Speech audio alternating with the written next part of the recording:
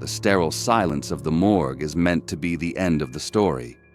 But for some, it's where the real horror begins. These 3 true morgue horror stories are based on the chilling, real events experienced by an elderly woman, a pair of doctors, and a grieving wife. First, for one woman, being pronounced dead was not the end, but the beginning of a cold, terrifying ordeal inside the morgue's silent walls. Then, a routine autopsy becomes a nightmare for 2 pathologists when they find something moving inside the deceased, a discovery that should not be possible. And finally, a widow's final act of love is twisted into a horrifying secret, proving the person she trusted with her husband's body was hiding a gruesome business. The most terrifying part about death isn't that it's an ending. It's that you have no say in what happens after. Subscribe and turn on notifications. You don't want to be left in the dark.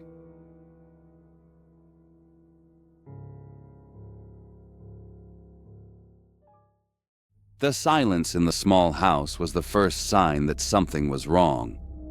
This wasn't the normal quiet of a Swedish winter afternoon, the kind that comes with heavy snow. This was a deep, bottomless quiet. The kind of quiet that feels like a weight on your ears. The old cuckoo clock in the hallway, the one that had chirped every hour for 60 years, was still. Its silence was louder than any noise. The niece, Anna, stood in the doorway of her aunt's bedroom. She knelt by the bed, and in the dead air, her own breathing sounded like a panicked engine. She pressed her fingers to her aunt's wrist, searching for the familiar, steady beat of a pulse. She found nothing, just cold, still skin. Leaning in, she put her ear right next to the old woman's lips, listening, begging to hear even the smallest puff of air. All she heard was the frantic drumming of her own heart against her ribs. Dr. Eriksson arrived a short time later. He was a calm, professional man who had seen death many times before. He entered the room and set his leather satchel on a small table. The sharp click of its metal clasps opening was the first sound to break the heavy stillness. He placed the cold disc of his stethoscope against Johanna's chest and listened. He heard the same thing Anna had. Absolute, unbroken silence. He checked her pupils. They were fixed, staring into nothing. With a quiet rustle of paper, he took out a pen and signed the death certificate. It was official. It was final. The family grieved, but there was a strange comfort in knowing it was over. There were no more questions. The drive to the funeral home was long and gray. The tires of the van made a soft, wet sound on the snowy roads. Johanna, the old woman, was in the back, zipped into a clean white body bag and resting on a gurney. She made no sound. The van's engine kept up a steady, low groan, the only constant noise on the slow journey to the morgue. The funeral home itself was a clean, cold, and orderly place. Inside the morgue, the air was chilled by the constant low breathing of the large refrigeration units. It was a mechanical sound, the sound of preservation. Johanna was placed inside her designated drawer. The slide of metal on metal as it closed was a heavy, final sound, like a period at the end of a sentence. 11 hours crawled by in the cold and the dark. A morgue worker named Lars began his final checks for the night. He was a man who believed in routine. It was a simple job if you followed the steps. His boots made a dull scraping sound on the polished concrete as he walked the row of numbered stainless steel doors. He had done this same walk 1,000 times. It was a quiet, predictable end to a long day. He passed drawer number 12, then stopped. He took one step back. Something was off. Body bags were supposed to lie flat. They were supposed to be perfectly, unnaturally still. But on the surface of this one, he saw a slight ripple, a tiny, almost invisible flutter of the white material. He stood frozen, the breath catching in his throat. He told himself it was just a trick of the overhead fluorescent lights. maybe a draft from the ventilation system. He waited, and he saw it again. A clear, undeniable twitch. He stood there for what felt like a long time, the steady drone of the coolers the only thing he could hear. His mind raced, trying to find a logical reason. He found none. He was a practical man, not one for ghost stories. Slowly, he reached for the handle of the drawer and pulled. It rolled out with a smooth, quiet sound. He looked at the bag for a moment, then took hold of the zipper. The sound it made as he pulled it down was obscenely loud in the silent room, like tearing a thick piece of cloth. He pulled the flap back. Inside, the old woman's eyes were open. They were looking right at him. They were glassy, and they looked confused, but they were the eyes of a living person. Lars stumbled backward, a cold weight dropping in his chest. Johanna, the old woman in the bag, gave a small, violent shiver. A tiny white cloud of her breath appeared in the cold air. She was freezing, but she was alive. The arrival of the paramedics was a chaotic storm of loud voices and clattering equipment that shattered the morgue's quiet order. Johanna was taken from the drawer, from the funeral home, and brought back to the small house where the day had started. Her family, who had been sitting in the dark, lost in their grief, were now in a state of stunned disbelief. They wrapped her in warm blankets. They gave her hot soup, and the sound of the spoon clinking against the ceramic bowl was the most comforting, impossible sound they had ever heard. They asked her what she remembered. What had happened? Where had she been? But her mind, clouded by advanced dementia, offered no answers. All she could tell them was that she was very cold. A police investigation was started, but it ended just as quickly. There was no crime, only a mistake. Doctors and experts offered their chilling theories. They used words like catalepsy, a condition where the body's functions slow to an undetectable crawl. They mentioned Lazarus syndrome, a rare phenomenon where a person's circulation returns on its own after they've been declared dead. The most likely answer, they all agreed, was severe hypothermia. The winter cold had slowed her body down so much that she simply appeared to be dead. The case was closed. But for the family, for the doctor, and for Lars the morgue worker, it left behind a question that would never go away. A question that settles deep in the bones on a cold winter night. What if death isn't a solid wall you hit, but just a quiet threshold? A line so faint you could cross it by mistake, and no one would ever know until it was too late.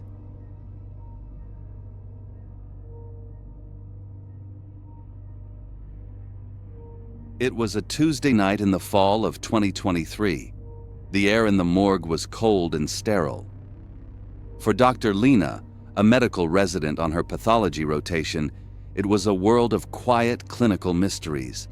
Her supervisor was Dr. Kofi, the senior pathologist.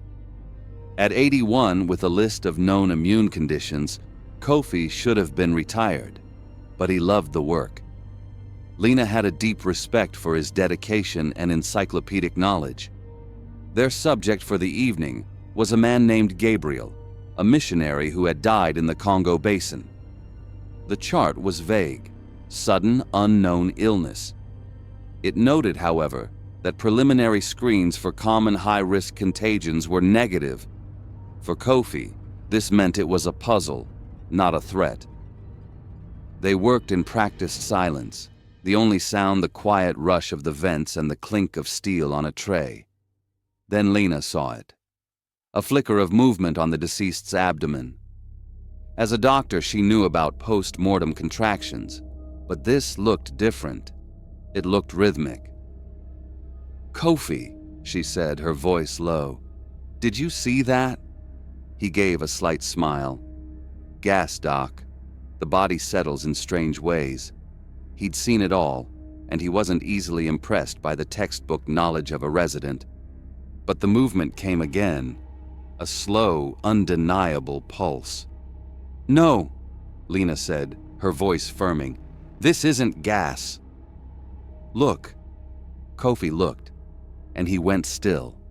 The movement was clear now, impossible, drawn by a shared morbid curiosity that overrode their training. They both leaned in close, their faces just inches from the body. For a long moment, they didn't speak. They just stared in a state of shared silent disbelief as the skin of the dead man continued to pulse with a life of its own. The only sound in the world was the faint rush of air from the ceiling. The silence was broken by a new sound, a dry, scraping noise coming from inside the body. They both pulled back slightly. They exchanged a look. This was no longer just a visual anomaly. The sound meant something inside was active, and it was trying to get out. "We should get a portable ultrasound," Lena said, her clinical mind taking over. "Get imaging before we—" "No," Kofi interrupted, his voice low and intense. He had a career's worth of instinct, and it was screaming at him. "There's no time. Whatever that is, it's happening now. We have to see what we're dealing with." He turned and selected a scalpel from the tray. The decision was made. He took a breath and leaned over the body. The cut was clean. The result was immediate. A fine, wet spray of blood and fluid erupted from the body, misting the air and pattering against Kofi's face shield. A few droplets landed on his cheek, but their attention was instantly stolen by what the incision revealed. A writhing, tangled knot of thick, white, parasitic worms. For the next hour, they worked with the intense focus of scientists who had discovered something new and impossible. Their minds completely consumed with documenting, sampling, and understanding the bizarre spectacle within the body. The true horror did not set in until later, in the sterile quiet of the decontamination room. The work was done. The impossible had been cataloged. As Kofi stood at the wash station scrubbing his hands and face, he suddenly stopped. He stared at his reflection in the mirror, his eyes wide. The memory of the spray, the feeling of the warm droplets on his cheek, returned with a cold, sickening clarity. Lena saw the look on his face and knew instantly what he was thinking. The parasites weren't the real danger. The real danger was in the fluid they had been swimming in. The real danger was now on them. 2 months later, Dr. Kofi passed away. The official cause was listed as complications from his known immune deficiencies, accelerated by pneumonia. A sad but medically logical end for an 81-year-old man in his condition. But Lena was in that room, and she can't escape the question that now haunts her waking thoughts. Was it just his time? Or did a single drop of fluid from that table, carrying an infection with no name, find a perfect home in his weakened system and finish the job? As of today, Lena is healthy. The blood tests came back clean for everything they could test for. But the fear never went away. It just changed shape. She is the only person left alive who knows what happened that night. And she is left to wonder if the strange, patient horror that consumed Gabriel, and maybe her mentor, is now just lying dormant inside of her, quietly waiting for its chance.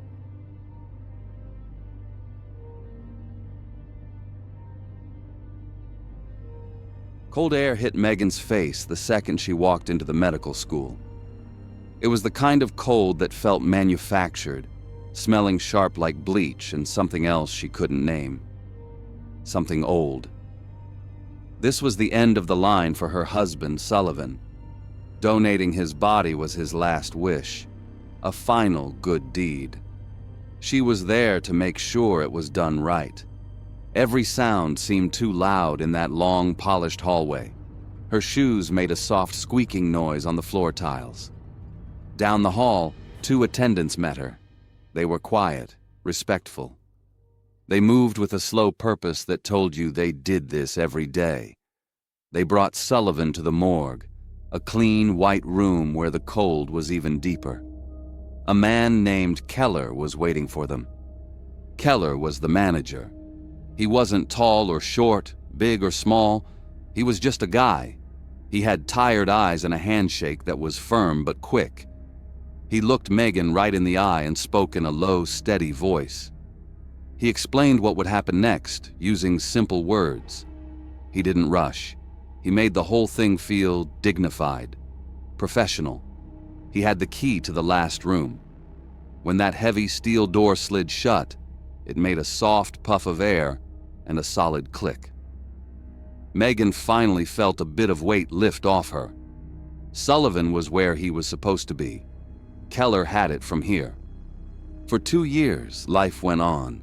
Students filled the school's hallways, their voices a low chatter about muscles and bones. But downstairs, in the morgue, Keller's real work started after everyone else went home. The professional mask he wore during the day came off. He wasn't a respectful caretaker. He was a businessman, and the bodies were just inventory. His work was quiet and methodical.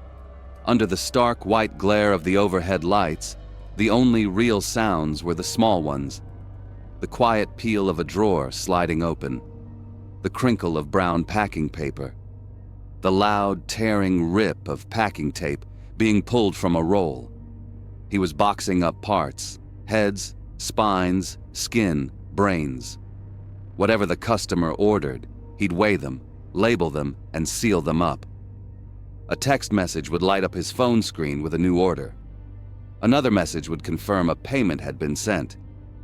The money came in through apps, thousands of dollars for pieces of people who had trusted him.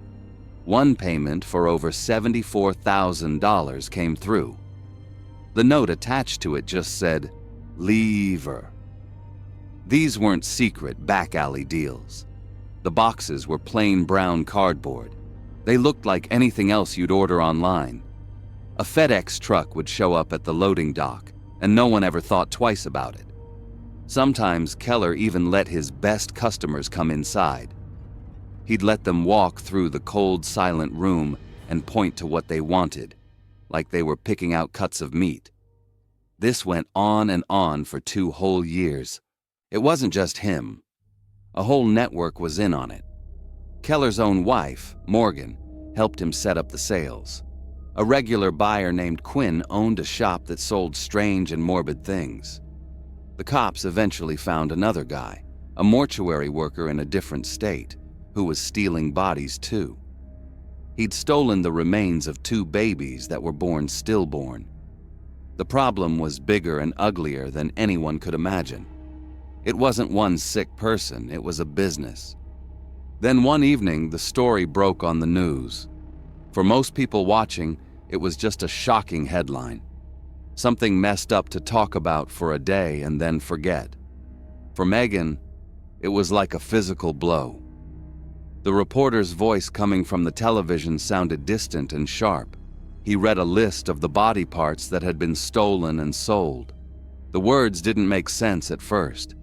Her final promise to her husband, that last act of respect, was a lie. The man she had met, the one with the tired eyes and the reassuring voice, had taken that promise and sold it for parts. The peace she felt when that steel door clicked shut had been a complete joke. He was just locking up his warehouse for the night. The real horror wasn't just the crime. It was the betrayal. It's the thought that keeps Megan up, staring at the ceiling in the dark. A person she loved, who was supposed to be helping future doctors, was treated like junk to be sold off to the highest bidder. But the thing that truly freezes the blood is finding out how, in a way, it was all technically legal. There's a federal law, the National Organ Transplant Act, that says you can't sell a kidney or a heart for a transplant operation. But here's the loophole, big enough to drive a hearse through. The law only applies to parts used for transplantation. It says nothing about selling bodies or their parts for research or education, the very reason people like Sullivan donate in the first place. That's the crack in the system, where Keller built his entire business. His case wasn't an isolated incident. It just pulled back the curtain on a shadowy market that operates in that legal gray area. The final terrifying thought is that this crime is not just an act of evil, it's a symptom. It's a business model, born from a systemic loophole that continues to profit from the dead, running quietly in the background of a world that has no idea it's even there.